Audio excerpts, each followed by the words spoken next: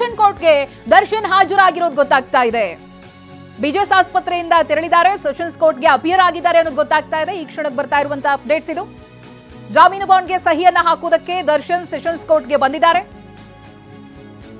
ಅಲ್ಲಿ ವೈದ್ಯರ ಪರ್ಮಿಷನ್ ಅನ್ನ ಪಡೆದು ಇತ್ತ ಕೋರ್ಟ್ಗೆ ಹಾಜರಾಗಿದ್ದಾರೆ, ಸೆಷನ್ಸ್ ಕೋರ್ಟ್ಗೆ ಹಾಜರಾಗಿದ್ದಾರೆ. ಜಾಮೀನು ಬಾಂಡ್ಗೆ ಸಹಿಯನ್ನ ಹಾಕ್ತಾರೆ. ಆ ಕಾನೂನು ಪ್ರಕ್ರಿಯೆ ಏನಿದೆ ಅದನ್ನ ಇವತ್ತಿನ ದಿನ ಕಂಪ್ಲೀಟ್ ಮಾಡ್ತಾ ಇದ್ದಾರೆ. ಬಿಜೆಎಸ್ ಆಸ್ಪತ್ರೆಯಿಂದ ಹೊರಟಿರೋದು ಸೆಷನ್ಸ್ ಕೋರ್ಟ್ಗೆ.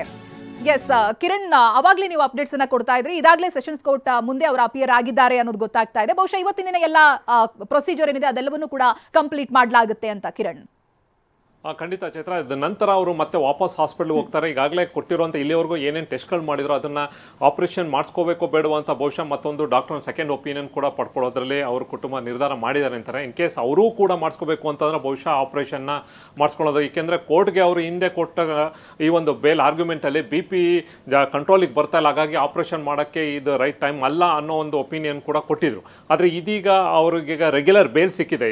ಈಗ ಅದನ್ನು ಆಪರೇಷನ್ ಮಾಡಿಸ್ಕೋತಾರೋ ಅಥವಾ ಇದೇ ಥರ ಹೇಳ್ಕೊಂಡು ಮತ್ತೊಂದಷ್ಟು ಟೈಮ್ ಡ್ರ್ಯಾಗ್ ಮಾಡಿ ಫಿಸಿಯೋಥೆರಪಿಲೇ ಅವರು ಆ ಒಂದು ಗುಣಮುಖರಾಗ್ತಾರೋ, ಪೇನ್ ಕಮ್ಮಿ ಆಗುತ್ತೋ ಅನ್ನೋದು ಮುಂದಿನ ಹಂತದಲ್ಲಿ ನೋಡಬೇಕು. ಯಾಕೆಂದರೆ ಅವರೇ ಹೇಳಬೇಕು, ಏಕೆಂದರೆ ಪೇನ್ ಇದೆಯೋ ಇಲ್ವೋ ಅಂತ. ಡಾಕ್ಟರ್ಗೆ ಎಲ್ಲವೂ ಕೂಡ ಟೆಸ್ಟ್ ಮಾಡಿದ್ದಾರೆ, ಅವ್ರು ಹೇಳೋ ಪ್ರಕಾರ ಆಪರೇಷನ್ ಅಗತ್ಯ ಇದೆ ಅಂತ ಹೇಳ್ತಾರೆ. ಆದರೆ ಇವರು ಮಾಡಿಸ್ಕೊಳ್ಳೋ ಕುಟುಂಬದವರು ರೆಡಿ ಇಲ್ಲ. ಕೆಲವೊಂದಷ್ಟು ದಿನ ಅವರು ಇಲ್ಲ, ಅದು ಒಂದು ಡೇಟು ದಿನಾಂಕ ನಾವು ಹೇಳ್ತೀವಿ, ಯಾವ ಟೈಮು ಏನು ಅನ್ನೋದನ್ನು ಹೇಳಿದರು. ಪ್ಯಾನಲ್ ಆಫ್ ಡಾಕ್ಟರ್ಸ್ ಕೂಡ ರೆಡಿಯಾಗಿದ್ರು ಆಪರೇಟ್ ಮಾಡೋಕ್ಕೆ. ಆದರೆ ಕುಟುಂಬದವರು ಒಪ್ಪಿರಲಿಲ್ಲ. ಇವತ್ತು ಕೂಡ ಕಿರಣ್ ಹಾಗೆ ಸಂಪರ್ಕದಲ್ಲಿರಿ, ಮತ್ತಷ್ಟು ಅಪ್ಡೇಟ್ಸ್ ಬರ್ತಾ ಇದೆ.